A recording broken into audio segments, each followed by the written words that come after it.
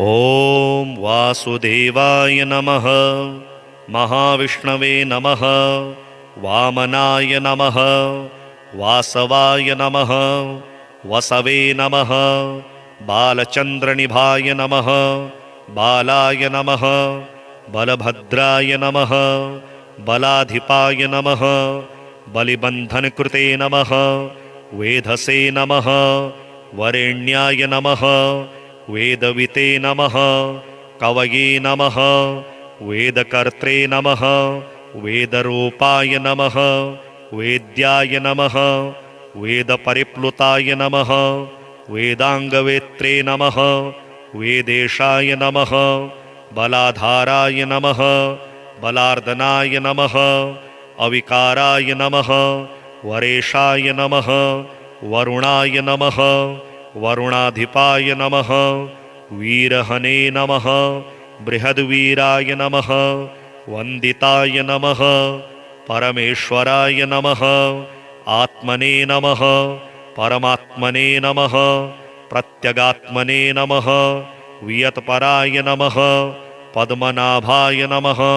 पद्मनिधये नमः। पद्महस्ताय नमः। गदाधराय नमः। परमाय नमः। परभूताय नमः। पुरुषोत्तमाय नमः। ईश्वराय नमः। पद्मजङ्घाय नमः। पुण्डरीकाय नमः। पद्ममालाधराय नमः। प्रियाय नमः। पद्माक्ष्याय नमः। पद्मगर्भाय नमः। पर्जन्याय नमः। पद्मसंस्थिताय नमः। अपाराय नमः। परमार्थाय नमः। पराणां पराय नमः। प्रभवे नमः। पंडिताय नमः। पंडितेड्याय नमः। पवित्राय नमः। पापमर्दकाय नमः। शुद्धाय नमः। प्रकाशरूपाय नमः। पवित्राय नमः। परिरक्षकाय नमः। पिपाशावर्जिताय नमः। पाद्याय नमः। पुरुषाय नमः। प्रकृतये नमः। प्रधानाय नमः। पृथिव्यै नमः। पद्माय नमः। पद्मनाभाय नमः। प्रियप्रदाय नमः। सर्वेशाय नमः। सर्वगाय नमः। सर्वाय नमः। सर्वविदे नमः। सर्वदाय नमः। सुराय नमः। सर्वस्य जगतो धामाय नमः। सर्वदर्शिने नमः। सर्वभृते नमः। सर्वानुग्रहकृते नमः। देवाय नमः। सर्वभूतहृदिस्थिताय नमः। सर्वपूज्याय नमः। सर्वाद्याय नमः। सर्वदेवनमस्कृताय नमः। सर्वस्य जगतो मूलाय नमः। सकलाय नमः। निष्कलाय नमः। अनलाय नमः। सर्वगोप्त्रे नमः। सर्वनिष्ठाय नमः। सर्वकारणकारणाय नमः। सर्वधेयाय नमः। सर्वमित्राय नमः। सर्वदेवस्वरूपदृशे नमः। सर्वाध्यक्षाय नमः। सुराध्यक्षाय नमः। सुरासुरनमस्कृताय नमः। दुष्टानाम् असुराणां च सर्वदा घातकाय अन्तकाय नमः। सत्यपालाय नमः। सन्नाभाय नमः। सिद्धेशाय नमः। सिद्धवन्दिताय नमः। सिद्धसाध्याय नमः।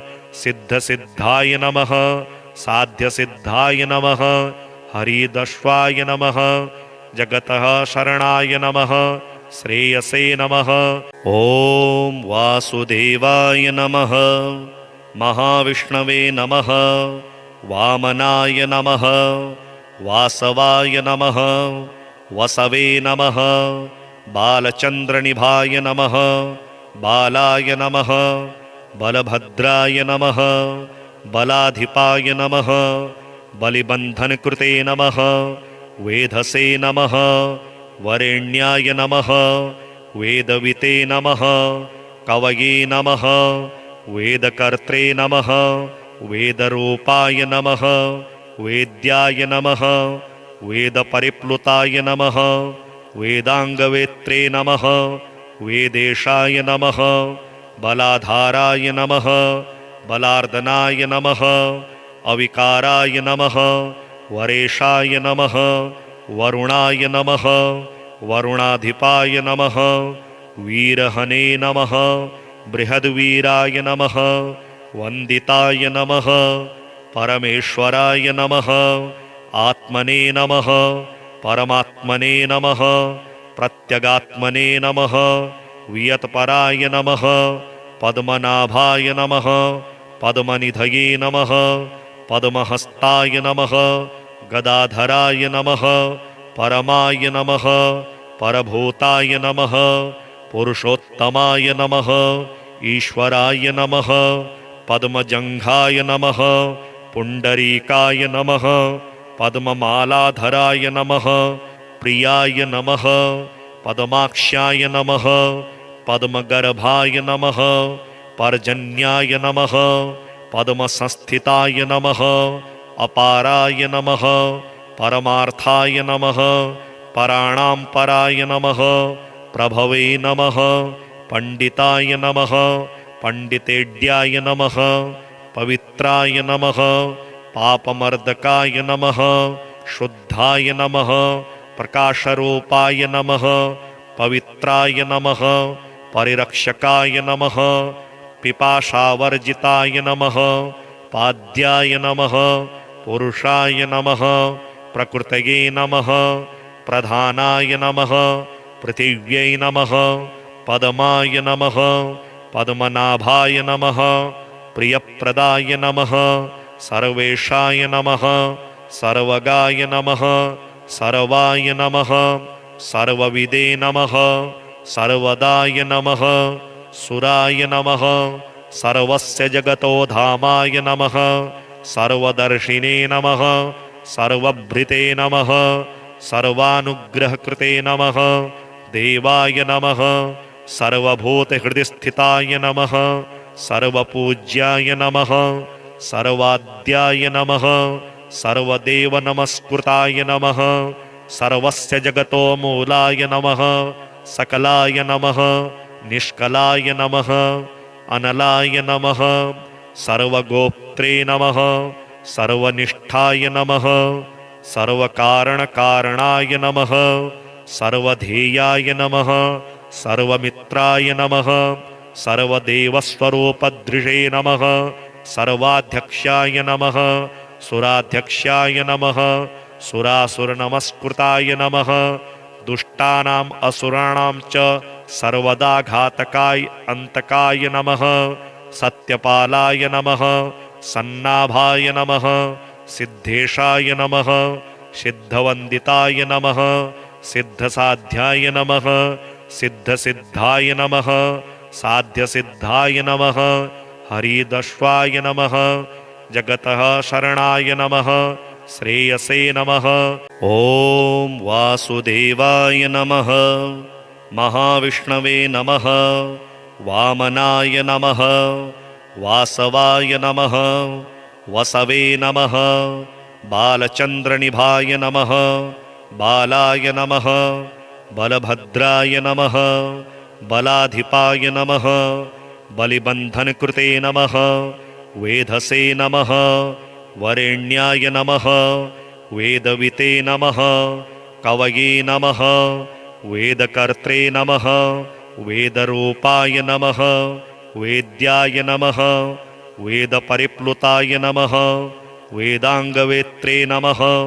वेदेशाय नमः बलाधाराय नमः बलार्दनाय नमः अविकाराय नमः वरेशाय नमः वरुणाय नमः वरुणाधिपाय नमः वीरहने नमः बृहद्वीराय नमः वन्दिताय नमः परमेश्वराय नमः आत्मने नमः परमात्मने नमः प्रत्यगात्मने नमः वियत्पराय नमः पद्मनाभाय नमः पद्मनिधये नमः पद्महस्ताय नमः गदाधराय नमः परमाय नमः परभूताय नमः पुरुषोत्तमाय नमः ईश्वराय नमः पद्मजङ्घाय नमः पुण्डरीकाय नमः पद्ममालाधराय नमः प्रियाय नमः पद्माक्षाय नमः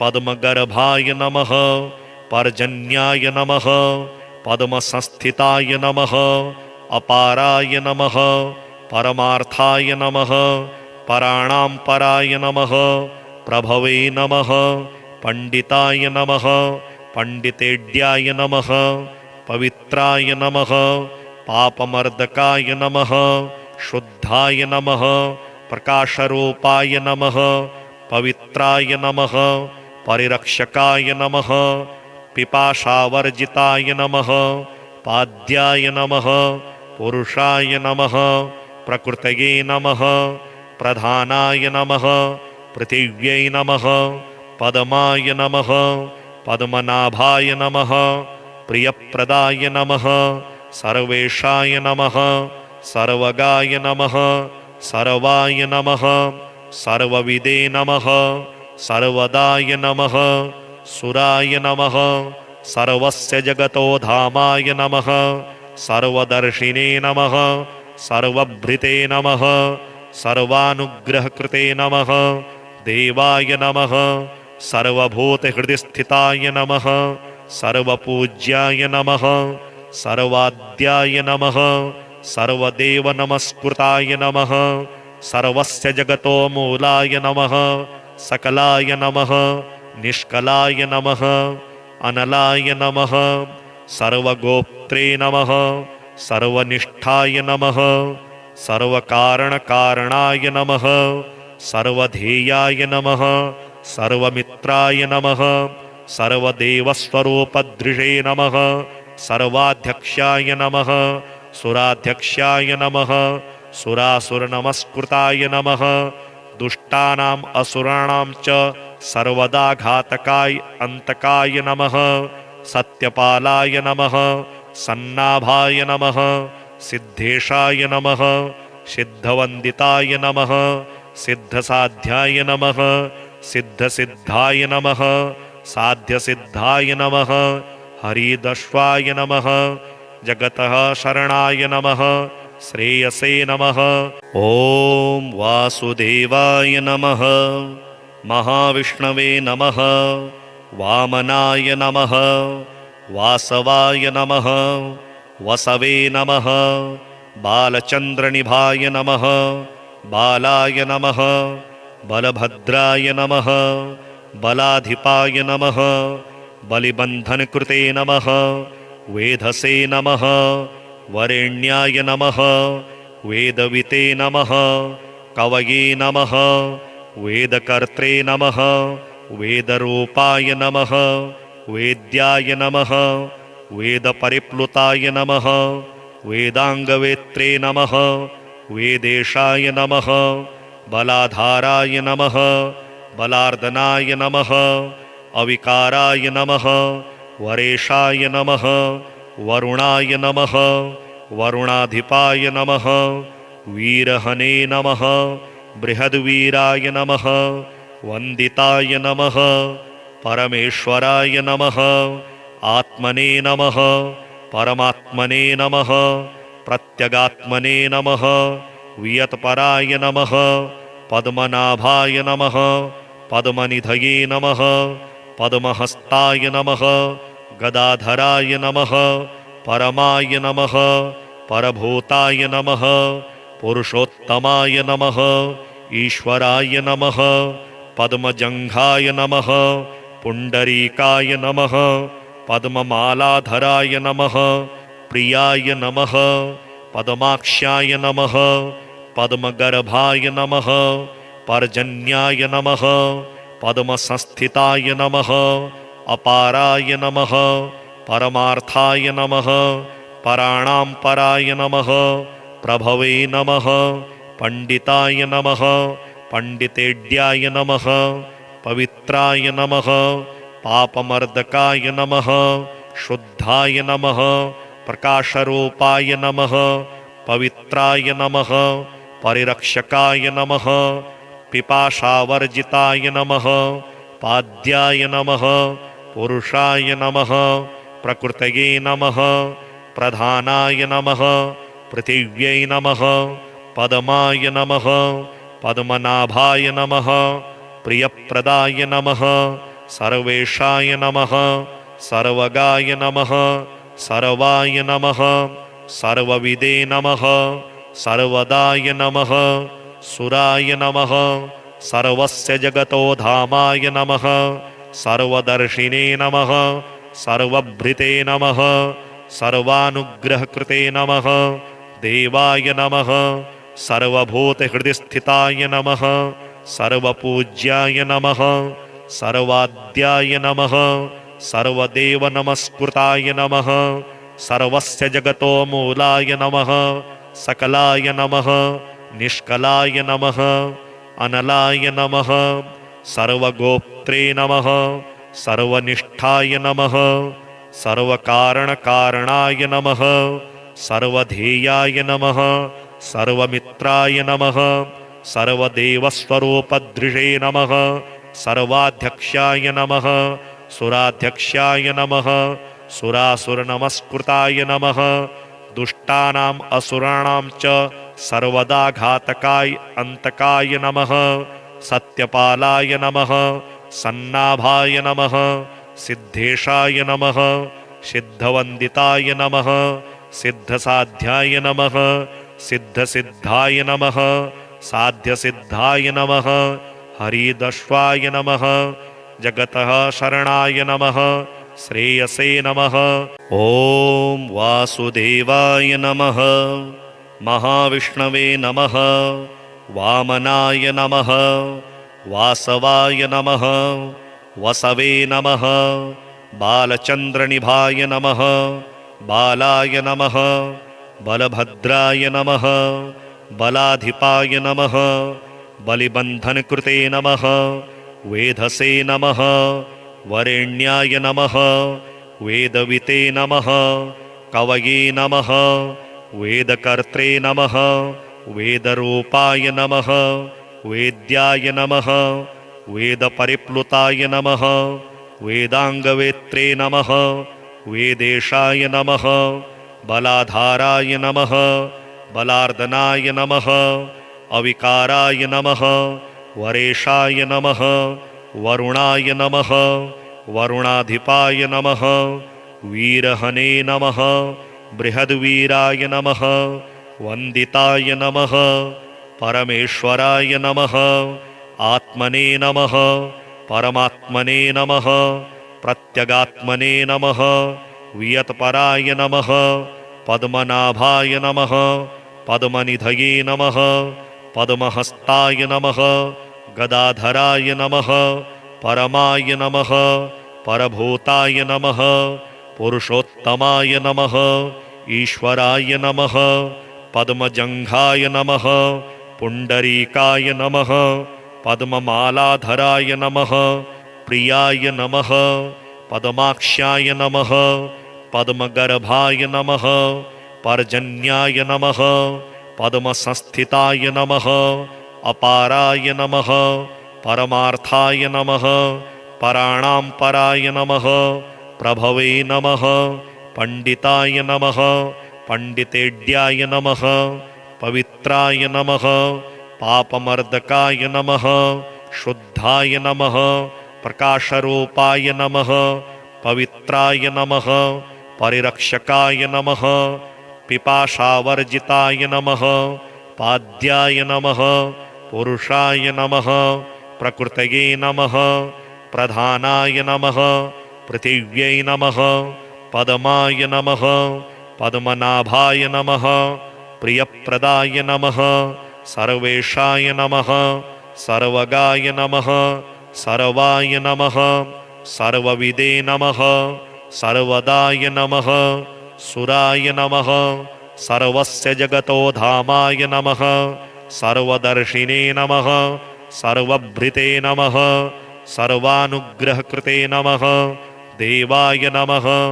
सर्वभूतहृदिस्थिताय नमः सर्वपूज्याय नमः सर्वाद्याय नमः सर्वदेवनमस्कृताय नमः सर्वस्य जगतो मूलाय नमः सकलाय नमः निष्कलाय नमः अनलाय नमः सर्वगोप्त्रे नमः सर्वनिष्ठाय नमः सर्वकारणकारणाय नमः सर्वधेयाय नमः सर्वमित्राय नमः सर्वदेवस्वरूपदृशे नमः सर्वाध्यक्षाय नमः सुराध्यक्षाय नमः सुरासुरनमस्कृताय नमः दुष्टानाम् असुराणां च सर्वदा घातकाय अन्तकाय नमः सत्यपालाय नमः सन्नाभाय नमः सिद्धेशाय नमः सिद्धवन्दिताय नमः सिद्धसाध्याय नमः सिद्धसिद्धाय नमः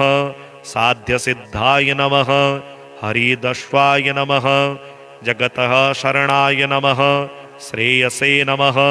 ॐ वासुदेवाय नमः महाविष्णवे नमः वामनाय नमः वासवाय नमः वसवे नमः बालचन्द्रनिभाय नमः बालाय नमः बलभद्राय नमः बलाधिपाय नमः बलिबन्धनकृते नमः वेधसे नमः वरेण्याय नमः वेदविते नमः कवये नमः वेदकर्त्रे नमः वेदरूपाय नमः वेद्याय नमः वेदपरिप्लुताय नमः वेदाङ्गवेत्रे नमः वेदेशाय नमः बलाधाराय नमः बलार्दनाय नमः अविकाराय नमः वरेशाय नमः वरुणाय नमः वरुणाधिपाय नमः वीरहने नमः बृहद्वीराय नमः वन्दिताय नमः परमेश्वराय नमः आत्मने नमः परमात्मने नमः प्रत्यगात्मने नमः वियत्पराय नमः पद्मनाभाय नमः पद्मनिधये नमः पद्महस्ताय नमः गदाधराय नमः परमाय नमः परभूताय नमः पुरुषोत्तमाय नमः ईश्वराय नमः पद्मजङ्घाय नमः पुण्डरीकाय नमः पद्ममालाधराय नमः प्रियाय नमः पद्माक्ष्याय नमः पद्मगर्भाय नमः पर्जन्याय नमः पद्मसंस्थिताय नमः अपाराय नमः परमार्थाय नमः पराणां पराय नमः प्रभवे नमः पंडिताय नमः पंडितेड्याय नमः पवित्राय नमः पापमर्दकाय नमः शुद्धाय नमः प्रकाशरूपाय नमः पवित्राय नमः परिरक्षकाय नमः पिपाशावर्जिताय नमः पाद्याय नमः पुरुषाय नमः प्रकृतये नमः प्रधानाय नमः पृथिव्यै नमः पद्माय नमः पद्मनाभाय नमः प्रियप्रदाय नमः सर्वेशाय नमः सर्वगाय नमः सर्वाय नमः सर्वविदे नमः सर्वदाय नमः सुराय नमः सर्वस्य जगतो धामाय नमः सर्वदर्शिने नमः सर्वभृते नमः सर्वानुग्रहकृते नमः देवाय नमः सर्वभूतहृदिस्थिताय नमः सर्वपूज्याय नमः सर्वाद्याय नमः सर्वदेवनमस्कृताय नमः सर्वस्य जगतो मूलाय नमः सकलाय नमः निष्कलाय नमः अनलाय नमः सर्वगोप्त्रे नमः सर्वनिष्ठाय नमः सर्वकारणकारणाय नमः सर्वधेयाय नमः सर्वमित्राय नमः सर्वदेवस्वरूपदृशे नमः सर्वाध्यक्षाय नमः सुराध्यक्षाय नमः सुरासुरनमस्कृताय नमः दुष्टानाम् असुराणां च सर्वदा घातकाय अन्तकाय नमः सत्यपालाय नमः सन्नाभाय नमः सिद्धेशाय नमः सिद्धवन्दिताय नमः सिद्धसाध्याय नमः सिद्धसिद्धाय नमः साध्यसिद्धाय नमः हरिदश्वाय नमः जगतः शरणाय नमः श्रेयसे नमः। ॐ वासुदेवाय नमः। महाविष्णवे नमः। वामनाय नमः। वासवाय नमः। वसवे नमः। बालचन्द्रनिभाय नमः। बालाय नमः। बलभद्राय नमः। बलाधिपाय नमः। बलिबन्धनकृते नमः। वेधसे नमः। वरेण्याय नमः। वेदविते नमः। कवये नमः। वेदकर्त्रे नमः। वेदरूपाय नमः। वेद्याय नमः। वेदपरिप्लुताय नमः। वेदाङ्गवेत्रे नमः। वेदेशाय नमः। बलाधाराय नमः। बलार्दनाय नमः। अविकाराय नमः। वरेशाय नमः। वरुणाय नमः। वरुणाधिपाय नमः। वीरहने नमः। बृहद्वीराय नमः। वन्दिताय नमः। परमेश्वराय नमः। आत्मने नमः। परमात्मने नमः। प्रत्यगात्मने नमः। वियत्पराय नमः। पद्मनाभाय नमः। पद्मनिधये नमः। पद्महस्ताय नमः। गदाधराय नमः। परमाय नमः। परभूताय नमः। पुरुषोत्तमाय नमः। ईश्वराय नमः। पद्मजङ्घाय नमः। पुण्डरीकाय नमः। पद्ममालाधराय नमः। प्रियाय नमः। पद्माक्ष्याय नमः। पद्मगर्भाय नमः। पर्जन्याय नमः। पद्मसंस्थिताय नमः। अपाराय नमः।